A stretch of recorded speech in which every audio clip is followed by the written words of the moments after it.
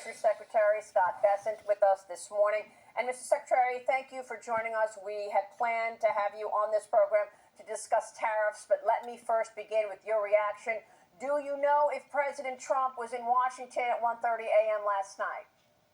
Good morning, Maria, and good to be with you. I just spoke with President Trump. He spent the night in D.C. He was here for the National Governors Conference, gave a great speech to the governors last night. And, Maria, I just want to say, why don't we look back here and think two would-be assassins dead, one in jail for life, and this venom coming from the other side. Look at this terrible, profane Senate commercial in Illinois. I would call for them to take that down. Take that down, because it is that kind of venom that we don't know whether this person was a mastermind, unhinged, or what, but they are normalizing this violence. It's got to stop. I want to congratulate Sean Kern and the Secret Service for protecting the president and his family. And how is it possible that this individual could have gotten as close as he did to Mar-a-Lago last night?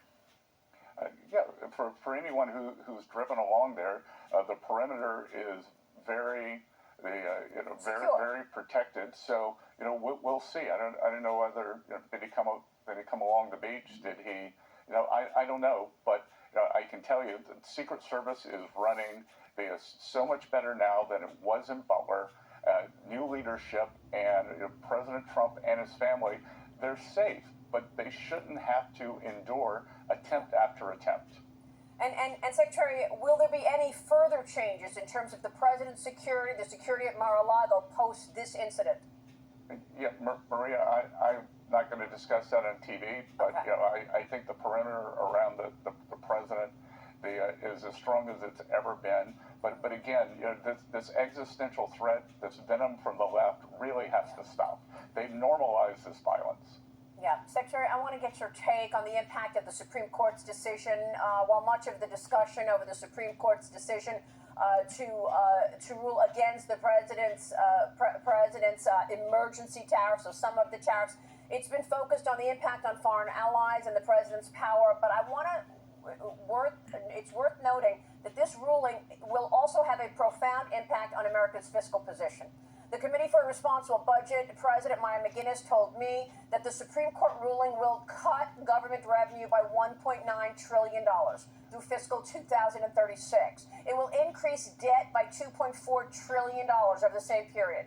Debt could now rise to 125% of GDP, with deficits rising to more than 7% of GDP. It's worth noting this SCOTUS impact on U.S. debt. Do you believe that the president's actions to come up with tariffs under a different authority will, in fact, replace all of the revenue lost from this ruling? So, Maria, let's take a step back here. And Maya McGuinness should be ashamed, and they should take the word responsible out of her organization's name. Everything she told you was completely irresponsible. And look, where were they when the Biden administration blew out the deficit? That we had a fiscal contraction last year, so she should be ashamed. So let me tell you what's going to happen. First, this ruling was a very narrow ruling in terms of the president's ability to use IEPA to collect revenues. The Supreme Court said the president can put in a full embargo, but he cannot collect $1. So the president still has the most draconian measure for negotiations, and that under Sections 232, Sections 301, we're already collecting substantial tariff revenue. The IEPA tariffs are going to be replaced in 3 days with the Section 122. And I can tell you, at Treasury, contrary to what the Committee for an Irresponsible Budget, or whatever it's called, says, tariff revenue will be unchanged this year and will be unchanged in the future. Yeah, no, I mean, just to be clear, she's saying the fact that the SCOTUS ruled against the president's emergency tariffs will be problematic for the U.S.'s fiscal policy. Again, that is wrong. Okay. Treasury projections show 2026 revenues are from tariffs unchanged, and all the out years unchanged. What is going to happen, the president announced on Friday and then amended over the weekend, 15% global tariff, using a very robust authority from 1974. Those will be layered on with Section 232, Section 301, and the 122s. They run for 150 days, and during that time, Commerce USTR will be doing studies, and the studies will likely lead to increased tariff revenues. We've been in contact with our foreign trading partners, and they like the tariff deals, so they're not going to be changed. And the president remains undeterred in his determination to lower our trade deficit and bring manufacturing back to the U.S. Now, Secretary, what about the potential for refunds from the 2025 tariff revenue that you were able to raise? That in and of itself cut into the deficit, and you've talked about that a lot.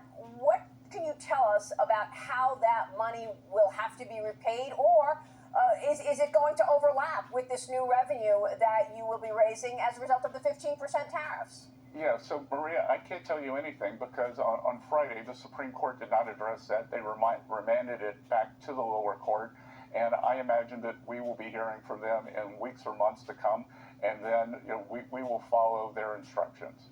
Okay, so do you expect this to be in the courts? I mean, you've got some corporations saying, I expect a refund at this point.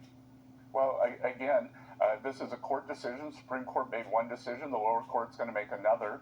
That it's out of our hands since it's in the court, and we will follow the court's orders.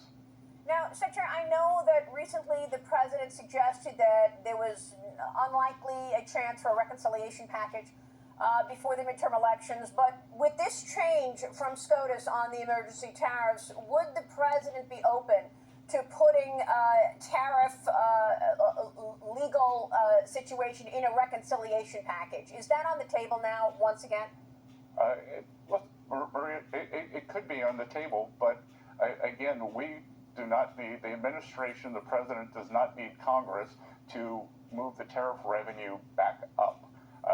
The president ran and received won the popular vote, won the swing states, won an electoral landslide, and he is fulfilling his mandate to the American people to bring back manufacturing and stop the U.S. from being ripped off by our trading partners. And he used IEEPA for a year and pushed down tariff barriers, non-tariff trade barriers, unfair subsidies, and the trading partners are going to stick with these great deals. Yeah. So what kind of tariffs, what's the amount of tariffs in question for 2025, and how much tariff revenue are you expecting to raise in 2026, Secretary? Yes, so the overall amount, if we look, that it's several $100 million. That's, as I said, it's going to be unchanged. So 175 billion in tariffs for 2025, and in 26 unchanged. Unchanged. Yes, Secretary, thanks very much for handling all of that. We appreciate your time this morning, sir. Thank you. Good to see you, Maria.